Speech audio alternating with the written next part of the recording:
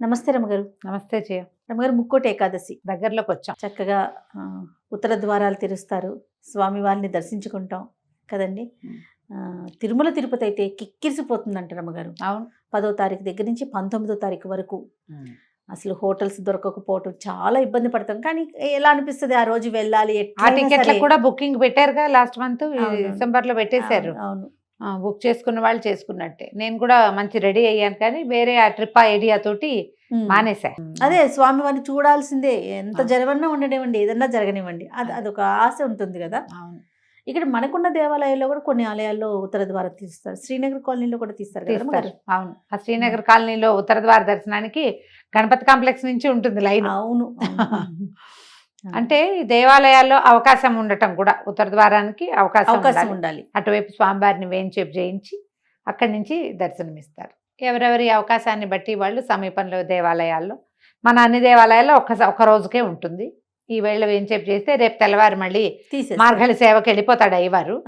తిరుపతిలో మాత్రం 10 రోజుల పాటు. ఎందుకంటాం గారు, భక్తుల కోసం అంటారా? మన సౌకర్యార్థమే. అటువైపు నుంచి దర్శనం అరేంజ్ చేస్తారు. మన అవకాశమే, అంతకంటే ఏముంది, మనమే కదా, మన కోసమే భగవంతుడు ఆయన ఎందుకు వచ్చాడు భూమి మీదకి, అంతే, మానవ మాత్రల కోసమే వచ్చాడు. కాబట్టి అక్కడ అవకాశం మరి ఇది వరకు ఉందో లేదో జ్ఞాపకం లేదు నాకు. ఇటీవల కాలంలో అలా మేము 1 సంవత్సరం భద్రాచలం వెళ్ళాం ముక్కోటికి. ఎన్నేళ్ల క్రితమో. మా పెద్దబాబు ఉన్నారు 1991లో. తర్వాత ఎప్పుడు నేను ఏ క్షేత్రానికి వెళ్ళే సాహసం చేయలే, కొంచెం తక్కువే. ముక్కోటి ఏకాదశి మామూలుగా మనకి ఏకాదశులు అన్నీ విశేషమైనవి. అవును, ప్రతి ఏకాదశికి దానికి ఒక ప్రత్యేకమైన పేరుంది, ప్రత్యేకమైన విశేషము. నెలలో ఆ రోజున తప్పకుండా ఉపవాసం చేయటము, తర్వాత ఏదన్నా దానం చేసుకోవటము, జాగరణ చేయటము, ద్వాదశి నాడు పారణ చేయటము విధానంగా చేసుకుంటాం. ఏకాదశి రోజు దానం కూడా ఉంటుందా రమ్మగారు? చేసుకోవచ్చు అమ్మా, మంచిది, అవకాశాన్ని బట్టి అంతే. లేదా ఏకాదశి నాడు ఉపవాసం ఉంటే ద్వాదశి నాడు పొద్దున్నే భోజనం చేసి అప్పుడే ఏ బ్రాహ్మణుడికో లేదా సాటి వాళ్ళు ఎవరికైనా బట్టలు తాంబూలము దక్షిణ ఇస్తే మంచిది, విశేషమైన క్రియ.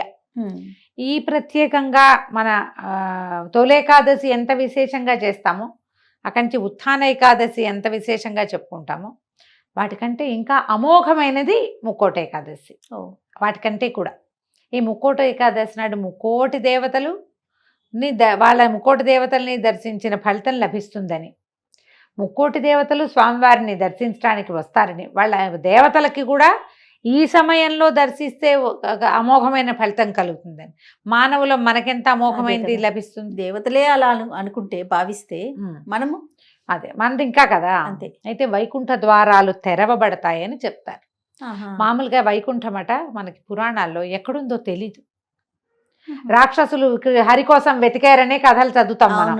హిరణ్యాక్ష హిరణ్యకశిపులు గాని చాలా మంది హరి ఎక్కడున్నాడో తెలీదు. వాళ్ళు దేవతల్ని పట్టుకుంటారు, బ్రహ్మలోకానికి వెళ్ళిపోతారు, బ్రహ్మదేవుడి కోసం తపస్సు చేసి ఆయన్ని చూడగలుగుతారు. పరమేశ్వరుడి కోసం కైలాసానికి వెళ్తారు, కైలాసం ఫలానా చోట ఉందని ఫిక్స్ తెలుసు అందరికి. ఈ వైకుంఠం ఎక్కడుందో తెలియదు, ఆయన ఎవరికి కనపడ్డు. కడలే కనపడుతుంది, దాని మీద ఉన్నవాడు కనపడ్డు. ఆయనతో ఒప్పుకుంటేనే ఆయన చూడగలుగుతారు. వీళ్ళు నన్ను బ్రహ్మాది దేవతలు నన్ను చూడాలనుకుంటున్నారని ఆయన సంకల్పించి వీళ్ళకి కనపడాలి అని భావిస్తేనే చూస్తారు, లేకపోతే లేదు. అందుకేనేమో కదా రమ్మగారు, మనం తిరుమల దర్శనానికి కూడా మనం అనుకుంటే వెళ్ళమట, ఆయన రమ్మంటే ఆయన అనుమతిస్తేనే వెళ్ళగలుగుతాం మేము. అవును, అది చాలా ఖచ్చితమైన రూల్.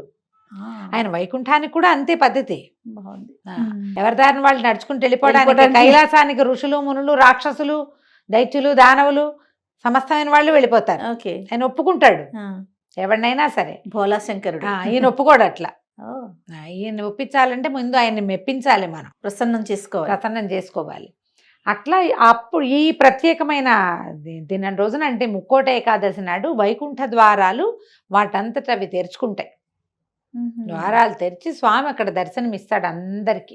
ప్రపంచంలో ఉన్న వాళ్ళందరూ చూడగలుగుతారు. మనం నేల మీద ఉన్నా మనకు వైకుంఠం ఎక్కడికి వెళ్ళలేం కాబట్టి సమీపంలో కొలువై ఉన్న స్వామిని ఎక్కడుంటే అక్కడ ప్రతిష్ఠ జరిగిన ఏ దేవాలయంలో అయినా కూడా ఇంచుమించుగా కొన్ని చోట్ల స్వయం వ్యక్తమైన దేవాలయాలు కూడా కనపడతాయి కదా, అక్కడ మనం వెళ్ళి దర్శనం చేసుకుంటే సాక్షాత్ వైకుంఠంలో చూస్తే ఎలాంటిది లభిస్తుందని దేవతలందరూ భావిస్తారు.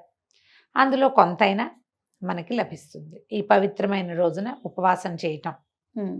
తర్వాత తెల్లవార్లు జాగరణ చేయటం వైకుంఠ ఏకాదశికి. మర్నాడు పొద్దున ద్వాదశి నాడు పారణ చేసి ఎవరైనా ఒక బ్రాహ్మడికి భోజనం పెట్టడం. అప్పుడు మనం భోజనం చేయాలి. ద్వాదశి ఘడియలు దాటకుండానే మనం ఇది పూర్తి చేసుకోవాలి. ఏటా చేసేది. ఇది వరకటికి మనకి ఇప్పుడు వచ్చిన తేడా ఏంటంటే, ఇది వరకు ఏదో ఒక గుడికి వెళ్ళి ఒక దర్శనం చేసుకుంటే చేసుకున్నట్టు, చేసుకోకపోతే ఇంట్లోనే ఒక దండం పెట్టుకున్నట్టు. తెల్లవారు 6 నుంచి ఇంకా 6 కంటే ముందే కూడా నా లెక్క అయితే 6 టీవీ పెట్టామంటే అలా అన్ని దేవాలయాల్లో వైకుంఠ ద్వార దర్శనాలు అమోఘంగా అవుతాయి. చక్కగా భద్రాచలం దగ్గర నుంచి చూపిస్తారు, ఈ ఒంటిమిట్ట రామాలయాలు అవి చూపిస్తారు. మన సమీపంలో చుట్టుపక్కల ఉన్న మంచి మంచి విష్ణువాలయాలు పెద్ద పెద్దవి అన్ని చోట్ల కూడా ఆ దర్శనం చేస్తారు. సోషల్ మీడియా వచ్చాక మనకు వచ్చిన అద్భుతమైన వెసులుబాటు ఏంటంటే, ఏ దేవాలయంలోనూ మనం అంత స్పష్టమైన దర్శనం చేసుకోలేకపోతాం. ఇట్లా చూసి వచ్చేస్తాం. అలా చూసి శంఖం చక్రం కన్ను పెదివి ఏం చూస్తాం, ఏ విగ్రహాలకి ఏమీ చూడలేం.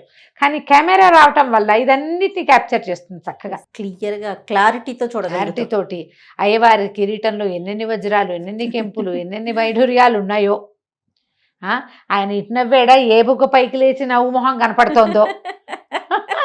హారతి ఇచ్చేసరికి నేత్రాలు పైకి కిందకి అవుతున్నాయి.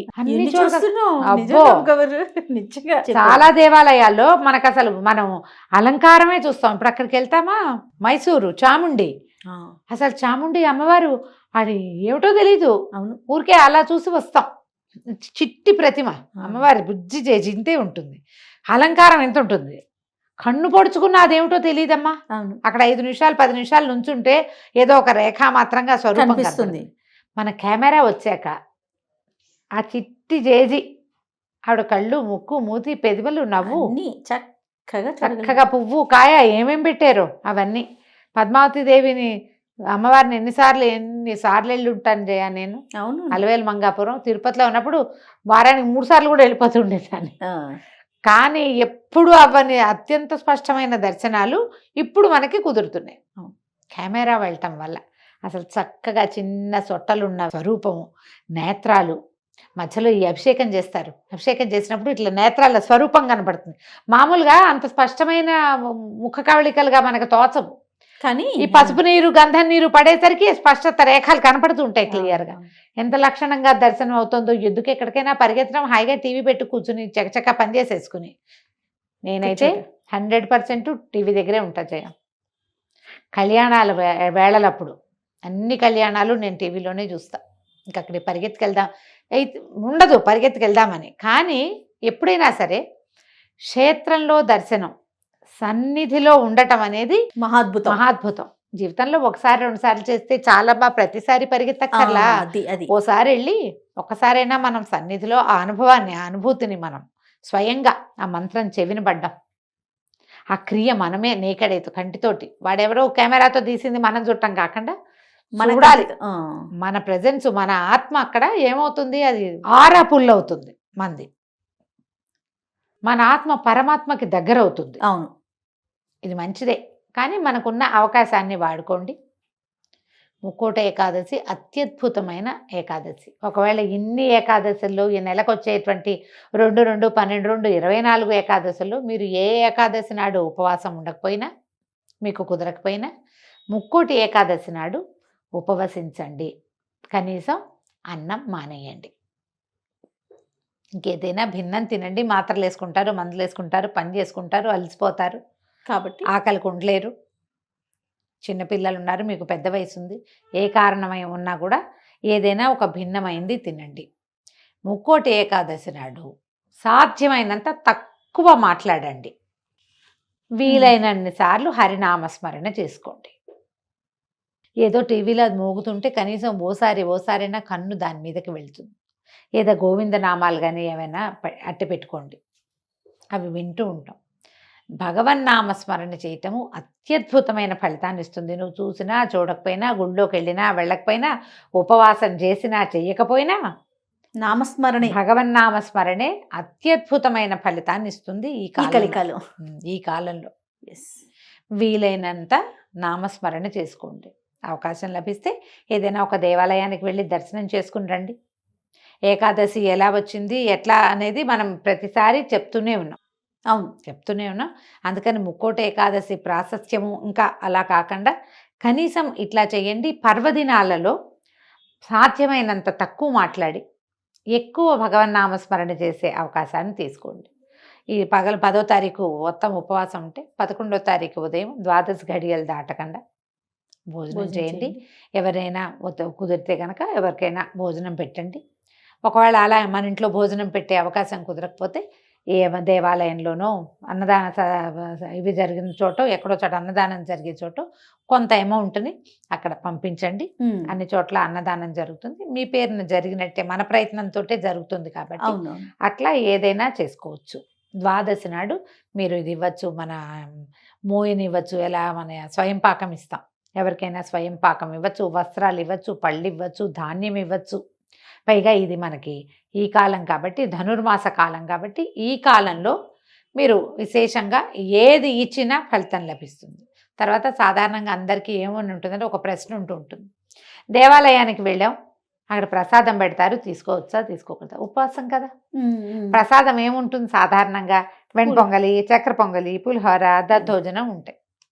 దేవాలయ ప్రాంగణంలో తింటే తప్పు లేదు. అది అన్న రూపంలో అన్నంతో చేసిన ఏ ప్రసాదం అయినా కూడా తప్పులేదు. దేవాలయంలో అక్కడ మీరు వెళ్ళిన గుళ్ళో ఏది ప్రసాదం అని చేతిలో పెడతారో కళ్ళకద్దుకుని నోట్లో వేసుకోండి. సాన్నిధ్యంలో ఉన్నప్పుడు తప్పు లేదు.